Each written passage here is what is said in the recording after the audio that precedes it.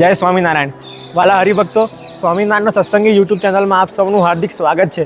મારું નામ છે પટેલ વંશ અને આજે હું આવી ગયો છું વડતાલ ધામ. તમને દર્શન કરાવવાના છે પંચતિથિના. તો પંચતિથિ એટલે શું, તો પહેલાં આપણે એ જાણીએ. તો જ્યાં ભગવાન કે ભગવાનના સંતોએ વિચરણ કર્યું હોય, જ્યાં રહ્યા હોય, જમ્યા હોય, એ બધી જે જગ્યાઓ હોય એ જગ્યાને પંચતિથિ કહેવાય. તો આજે આપણે વડતાલ ધામમાં એવી ઘણી બધી જગ્યાઓ છે જેના દર્શન તમને કરાવવાનો છું. તો વિડીયોમાં એન્ડ સુધી બન્યા રહેજો. અને હવે આપણે વિડીયો સ્ટાર્ટ કરીએ છીએ. તો વાલા ભક્તો, સૌથી પહેલાં જાણીએ કે વડતાલ મંદિર કેવી રીતે બન્યું. તો જ્યારે પૂર્વે બ્રહ્માજીના પુત્ર એટલે કે ભૃગુ ઋષિ અને એમના પુત્રી એટલે કે રમાજી કહેતા કે લક્ષ્મીજી, તેમને નારદજીના સૂચન પ્રમાણે વિષ્ણુ ભગવાનને રાજી કરવા માટે અહીં ઉગ્ર તપ કર્યું અને હજારો વર્ષ સુધી અહીં તપ કર્યું. પહેલાં આ જ્યાં મંદિર છે એ સ્થાન પર એક મોટું ઘટાદાર બોરડીનું વૃક્ષ હતું.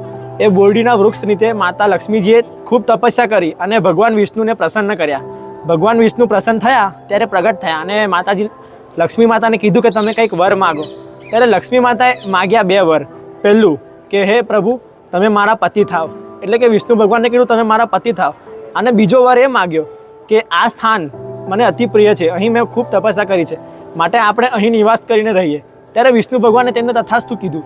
અને ત્યાર પછી ભગવાન સ્વામિનારાયણ પ્રગટ થયા અને પછી વિચરતા વિચરતા વડતાલમાં આવ્યા. ત્યારે મહારાજે બ્રહ્માનંદ સ્વામી દ્વારા આ વડતાલ મંદિરને બનાવવાનું નક્કી કર્યું અને બ્રહ્માનંદ સ્વામીને વડતાલ મોકલ્યા કે તમે વડતાલ જઈને મંદિર બનાવો. ત્યારે બ્રહ્માનંદ સ્વામીએ આ મંદિર બનાવડાયું, જેના આ મંદિરના પાયામાં 9 લાખ ઈંટો છે અને કમળ આકાર આ મંદિર છે, જેની અંદર હરિકૃષ્ણ મહારાજ, લક્ષ્મીનારાયણ દેવ અને ધર્મભક્તિ વાસુદેવ આ 3 મુખ્ય ડેરાઓ છે. એની અંદર શ્રી લક્ષ્મીનારાયણ દેવ છે. મહારાજે એમ કીધું હતું કે આ લક્ષ્મીનારાયણ દેવ છે એ સાક્ષાત છે, જે વૈકુંઠમાં વિરાજમાન છે એ જ લક્ષ્મીનારાયણ દેવ અહીં વિરાજમાન. અને હરિકૃષ્ણ મહારાજ, તો તેમનો કેટલો મહિમા કીધો મહારાજે. તો મુક્તાનંદ સ્વામીનો હાથ પકડીને મહારાજ લઈ ગયા હરિકૃષ્ણ મહારાજના ડેરાની આગળ અને મહારાજે કીધું કે મુક્તાનંદ સ્વામી, જે અક્ષરધામમાં અમારું સ્વરૂપ છે, જે અહીં પૃથ્વી પર અમારું સ્વરૂપ વિચરે છે, અને આ મંદિરમાં જે હરિકૃષ્ણ મહારાજનું સ્વરૂપ છે તે ત્રણેયમાં તલભર પણ ફેર નથી. તો આવું કીધું મુક્તાનંદ સ્વામીને મહારાજે. તો એવા મહાપ્રતાપી આ દેવો છે અને આપણે ખૂબ મહિમાથી એમનું દર્શન કરવા જોઈએ. જય સ્વામિનારાયણ. તો આ હરિમંડપ છે, અહીં મહારાજે શિક્ષાપત્રી લખી હતી, એ સ્થાન છે. તમને અંદરથી બતાવું કે આ કેવું છે. તો આ એ કક્ષ છે જ્યાં મહારાજે શિક્ષાપત્રી લખી હતી. આ ખુરશી તમે દેખી શકો છો. આ ખુરશી ઉપર વિરાજમાન થઈને મહારાજ શિક્ષાપત્રી લખતા હતા અને આ જે ટીપાઈ છે તે પણ મહારાજ એનો ટેકો લઈને શિક્ષાપત્રી લખતા હતા. પેલો સામે જે પટારો છે તે પટારાની અંદર શ્રીજી મહારાજ શિક્ષાપત્રી લખતા હતા. ત્યારે જે જરૂરી સદગ્રંથો હોય તેમનો સંગ્રહ તે પટારામાં કરવામાં આવ્યો હતો. તો આ એ જગ્યાથી જે શિક્ષાપત્રી લખી હતી. આની બાજુમાં એક ઓરડો છે. તેનું એવું છે કે જ્યારે શ્રીજી મહારાજ શિક્ષાપત્રી લખીને થાકતા હતા ત્યારે બાજુમાં આવીને આ ઓરડામાં આરામ કરતા હતા. તો અહીંયા જે આ ઓરડો છે તે મહારાજનો આરામ કક્ષ છે. અત્યારે તો અહીંયા હરિચરિત્રામૃત સાગર ટાઇટેનિયમ ગ્રંથ, ટાઇટેનિયમ પર જે કોતરવામાં આવ્યો હતો, કુંડળધામ તરફથી ભેટ મળેલ છે, તે મૂકવામાં આવ્યો છે. પછી તમને વાત કરું આ દાદરાની. તો આ દાદરો પણ ખૂબ પ્રસાદીનો દાદરો છે. અહીંથી શ્રીજી મહારાજ 71 વખત ચડ્યા અને ઉતર્યા છે. આ દાદરાનો જે ઉપર છે અહીંથી ઉપર જવા છે અને ત્યાં શ્રીજી મહારાજ જમતા હતા, નહાતા હતા. તો શ્રીજી મહારાજ પણ આનો ખૂબ ઉપયોગ કરે છે. આ દાદરાને પણ આપણે પગે લાગીએ. ત્યારબાદ આ પ્રસાદીની ડોલી છે. આ ડોલીનો ઇતિહાસ એવો છે કે જ્યારે શ્રીજી મહારાજ પહેલી વખત ડભાણનો યજ્ઞ કર્યો હતો ત્યારે આ ડોલી બનાવડાવી હતી. આવી બીજી પણ ડોલી બનાવડાવી હતી. આ ડોલીની અંદર મીઠાઈ મૂકીને પંક્તિ પડે જ્યારે બ્રાહ્મણોની કે સંતોની, તો આ ડોલી એમાં ફેરવતા. કારણ કે એ વખતના સંતો હતા તેમનું જમવાનું ખોરાક ખૂબ વધારે હતો, એટલે વધારે માત્રામાં જે મીઠાઈની જરૂર પડે તો આ ડોલીની અંદર એ મીઠાઈઓ રાખીને જવા દેતા હતા પંક્તિમાં. અને સંતો પછી મહારાજ આંબડી સંતોને પીરસતા હતા. તો આને પણ આપણે પગે લાગીએ. મહારાજે આનો ખૂબ સ્પર્શ કર્યો છે એવી આ પ્રસાદીની ડોલી છે.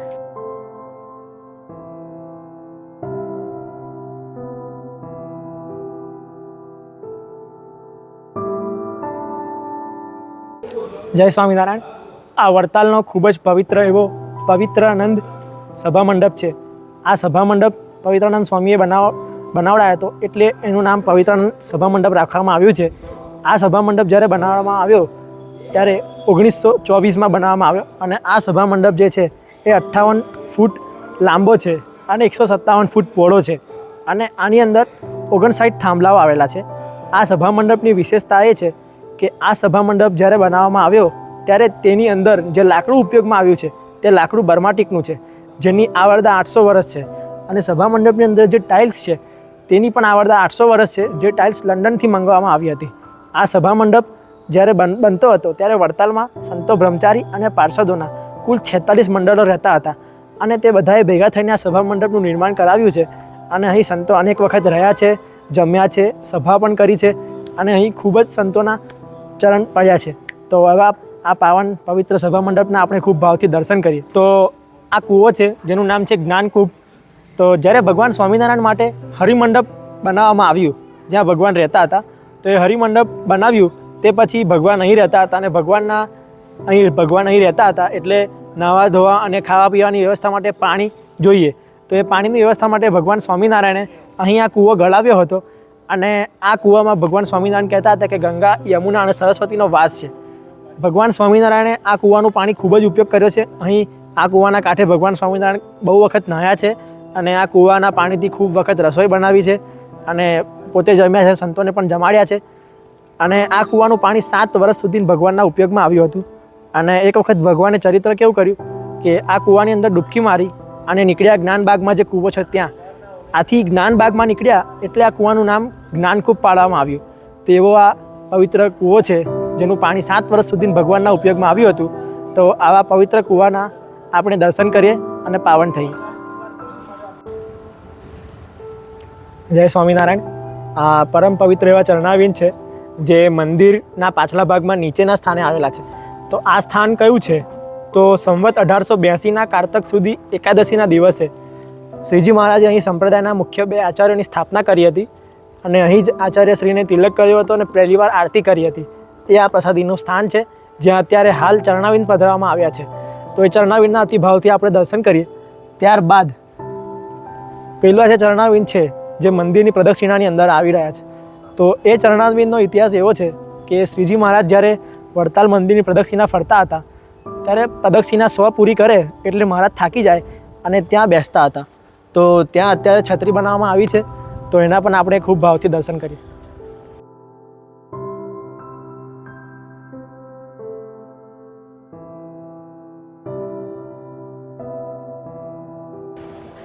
જય સ્વામિનારાયણ. તો આ અક્ષર ભુવનની જે નીચે છે ત્યાં આ જગ્યા છે અને આ જગ્યા પર શ્રીજી મહારાજ એકવાર ઊભા હતા અને અહીંથી લઈને રામ પ્રતાપભાઈના બંગલા સુધી 272 પૂતળાઓની એક મોટી લાઈન હતી અને મહારાજ એ બધા પૂતળાઓને દેખીને ખૂબ પ્રશંસા કરતા હતા. ત્યારે બ્રહ્માનંદ સ્વામી અહીંથી આવે છે અને બ્રહ્માનંદ સ્વામી બી એ પૂતળાઓને દેખીને ખૂબ ખુશ થાય છે કે બ્રહ્માનંદ સ્વામી કહે છે કે કેટલા સુંદર પૂતળાઓ છે. પછી બ્રહ્માનંદ સ્વામી એવું કહે છે કે આ પૂતળાઓ તો છે પણ કોઈ પરમાત્મા હોય તો એમની અંદર પ્રાણ પૂરે. ત્યારે શ્રીજી મહારાજે કીધું કે અમે છે જ ને એમ. ત્યારે બ્રહ્માનંદ સ્વામી એમ કીધું કે આની અંદર પ્રાણ પૂરો તો તમે પરમાત્મા. પછી શ્રીજી મહારાજે આ પૂતળાઓને સોટી અડકાડી અને 272 પૂતળાઓને નાચતા કર્યા હતા. અને એ બધા પૂતળાઓ જ્યારે નાચતા હતા ત્યારે જે મુદ્રામાં એ લોકોને થોભાવ્યા એટલે કે સ્ટોપ કર્યા, એ જ મુદ્રામાં આપણે વડતાલ મંદિરમાં પૂતળાઓ દેખીએ છીએ એ જ મુદ્રામાં ત્યાં અત્યારે લગાવવામાં આવ્યા છે.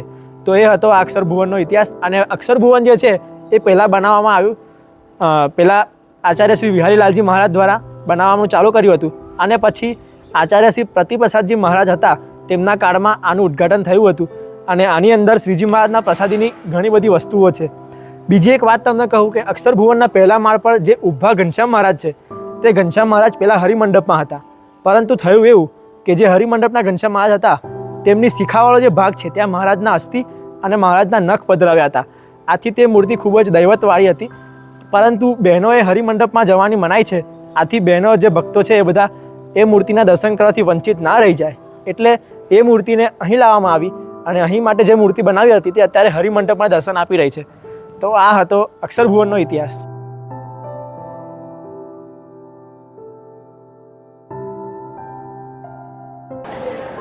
જય સ્વામિનારાયણ. તો આ પરમ પ્રસાદિક પાવન એવા ચરણાવીન છે જ્યાં પહેલાં ખૂબ જ મોટું એક લીમડાનું વૃક્ષ હતું ઘટાદાર, અને એ લીમડો તે કડવો લીમડો હતો. શ્રીજી મહારાજ જ્યારે પણ વડતાલ પધારતા ત્યારે આ લીમડા નીચે સભા કરીને બેસતા હતા અને અહીં મહારાજે ઘણી સભાઓ કરી છે. એક વાત છે કે એક વખતનો ટાઈમ હતો, શ્રીજી મહારાજ સભા કરીને બેઠા હતા અહીં અને બધા હરિભક્તોની સભા કરીને બેઠા હતા. ત્યારે વડોદરાના બાપુભાઈ 2000નું સૈનિક બળ લઈને મહારાજને તેડવા આવ્યા હતા અને અહીં આવીને મહારાજ સામે ઊભા રહ્યા અને મહારાજને શસ્ત્ર બતાવ્યું ત્યારે શ્રીજી મહારાજ એમ બોલ્યા કે દેખે તેરા કટ શસ્ત્ર અબ એ દેખો મેરા બ્રહ્મ શસ્ત્ર. એમ કરીને મહારાજના હાથમાં માળા હતી, તે માળા મહારાજે ગોળ ગોળ ફેરવી અને એ માળા આકાશમાં ઉડવા લાગી અને સુદર્શન ચક્રની જેમ એ માળા ફરવા લાગી. અને ત્યાર પછી તે માળાના જે મણકા હતા તેમાંથી કરોડો સૂર્યનું તેજ નીકળ્યું અને એ તેજ આ લીમડા પર પડ્યું. ત્યારે આ લીમડો કડવો હતો તે મીઠો થઈ ગયો. આજથી 36 વર્ષ પહેલાં આ લીમડો અહીંયા હયાત હતો. 36 વર્ષ પહેલાં અક્ષરવાસી થયો, જેનું નાનું થડ અક્ષરભુવનમાં દર્શન માટે છે અને જે મોટું થડ છે તે સંતોની ધર્મશાળા, સંતોના જે આસન છે ત્યાં દર્શનાર્થે મૂક્યું છે.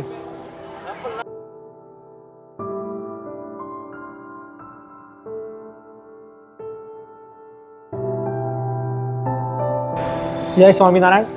તો સંતોની જે ધર્મશાળા છે, સંતોનું જે આસન છે, ગોપાળાનંદ સ્વામી આદિકનું જે આસન છે તેની આગળની સાઈડ આ આવેલું છે સ્થળ, જ્યાં અત્યારે એક ગાડું મૂકવામાં આવ્યું છે. આ ગાડું ખૂબ પ્રસાદીનું છે. આ ગાળાની વિશેષતા એવી છે કે જ્યારે ભગવાન સ્વામિનારાયણ આ ગાળાની અંદર બેસીને જતા હતા અને રસ્તામાં કોઈ સંતો કે પરમહંસ ચાલતા હોય ત્યારે ભગવાન એમને એમ કહે કે આ ગાળામાં બેસી જાઓ. ત્યારે જો 2 સંતો હતા તો આ ગાડું 2 જણ બેસે એટલું થઈ જાય. જો 5 સંતો હોય તો આ ગાડું 5 સંતો બેસે એટલું મોટું થઈ જતું, અને 50 હોય તો 50 સંતો બેસે એટલું મોટું થઈ જતું. પછી જ્યારે બધા ગાળામાંથી ઉતરી જાય ત્યારે પાછું જેવડું હતું એટલું થઈ જતું. તો આ ગાડું એટલું પ્રસાદીનું છે અને અનેક વખત શ્રીજી મહારાજ આ ગાળામાં ફર્યા છે. તો એવા ગાળાના આપણે દર્શન કરીએ. ત્યાર પછી અહીં પ્રસાદીનો થડ મૂકવામાં આવ્યો છે. તો આ પ્રસાદીનો થડ તે કયો? તો મેં તમને આગળ જે બતાવી છત્રી કે જ્યાં લીમડાનું વૃક્ષ હતું અને શ્રીજી મહારાજે કટશસ્ત્ર જ્યાં ઉપાડ્યું હતું ત્યારે કીધું કે અબ દેખો મેરા બ્રહ્મશસ્ત્ર. તે જે લીમડાનું ઝાડ હતું તેનું આ થડ છે. આ મોટું થડ છે જે અહીંયા દર્શનાર્થે મૂકવામાં આવ્યું છે, અને જે નાનું થડ છે તે અક્ષરભુવનમાં દર્શનાર્થે મૂકવામાં આવ્યું છે. તો આના પણ આપણે ખૂબ ભાવથી દર્શન કરીએ.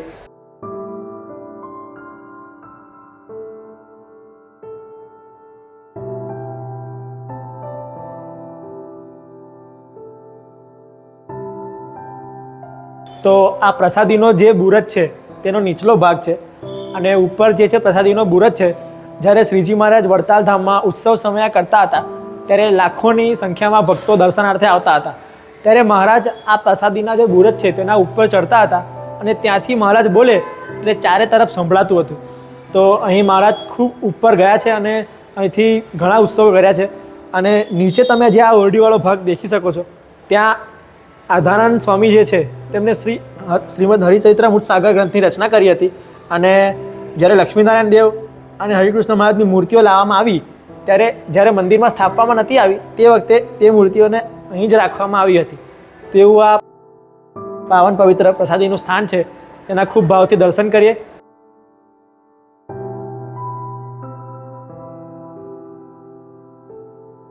તો આ પ્રસાદીનો બુરજ તેનો ઉપરનો ભાગ છે, જ્યાં મહારાજ અહીંથી બધા જ હરિભક્તોને આશીર્વાદ આપતા હતા અને જે કહેવું હતું એ કહેતા હતા. તો આના ખૂબ ભાવથી દર્શન કરીએ અને પાવન થઈ.